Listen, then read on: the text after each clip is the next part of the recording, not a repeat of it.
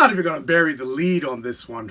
Fuck yes! So John Wick 3 Parabellum is the third installment of the John Wick franchise, and it stars Keanu Reeves as one of the most badass of all badass assassins, John Wick. And when we last saw John Wick in John Wick 2, he basically broke one of the biggest rules of his Assassin's Guild, and that is, you do not kill someone on the protected grounds of the Continental Hotel. It's basically neutral ground, kind of like Caritas from the TV show Angel, except without the powerful magics. So normally if you break such a big rule, you get killed on the spot. But because the head manager, Winston, played by Ian McShane, had such a fondness for John Wick, he gave him a 1 hour head start. And so that was the end of John Wick 2. And so this movie basically picks up right after that. The first half hour of this movie was fucking fantastic.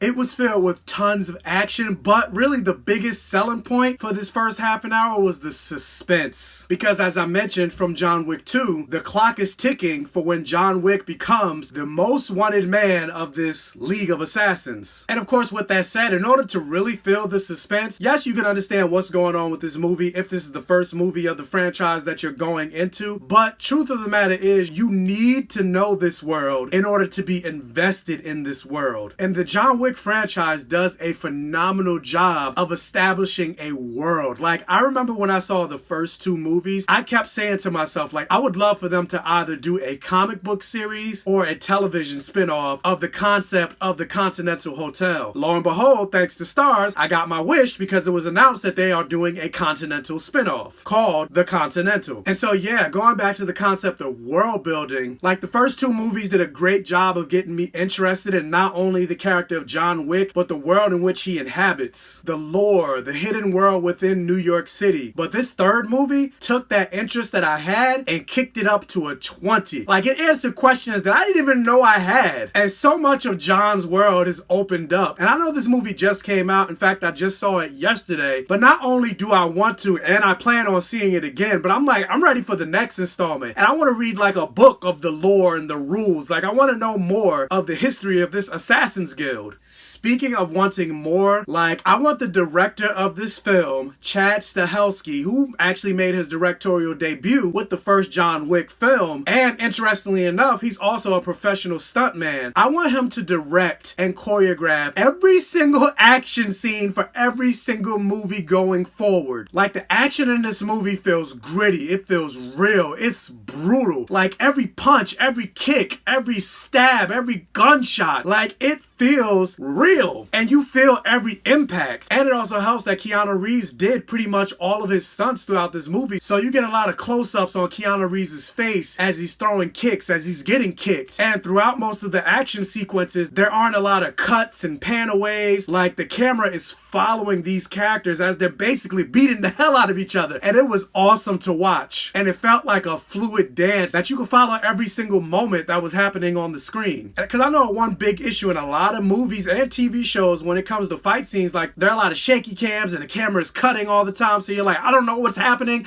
I don't know who's fighting who or what's going on, who kicked who. There was none of that in this movie. But Keanu Reeves wasn't the only one to impress. Halle Berry, she was great in this movie. I didn't even mean just in terms of her acting, even her fight scenes. Like, I believe she mentioned that she trained for several months to be able to work realistic gun work and also fight choreography, and it really showed in this movie. And her character is a character I hope they bring back if they continue this franchise in the future. And those 2 dogs of hers, badass. Like, I can't gush enough about this movie. If you haven't seen John Wick 1 and 2 and you like action thrillers, go see John Wick 1 and 2. But if you've seen John Wick 1 and 2 and haven't seen part 3 yet, run to the theater. You will love this movie. Me, I would give John Wick 3 Parabellum a United States of Smash! But with that said though, anybody else had to look up what the hell Parabellum meant? Was it just me? The longer I sit with this movie, I'm like, I think John Wick 3 might be my favorite movie of the year. Now granted, the year isn't over yet, but based on the movies that I've seen this year, I think John Wick takes the #1 spot. So, John Wick 3, did you see it? What did you think about it? Let me know down in the comment section below. Also, be sure to follow me on Facebook, Twitter, and Instagram. Links for that will be in the description box below. And while you're at it, be sure to check out my other videos on this channel. And if you like what you see, please subscribe. Give this video video a thumbs up. It'll really help out the channel. And also share my videos with your families, friends, and neighbors. And tell them to subscribe too. That'll also help out the channel. And as always, I will catch you guys next time.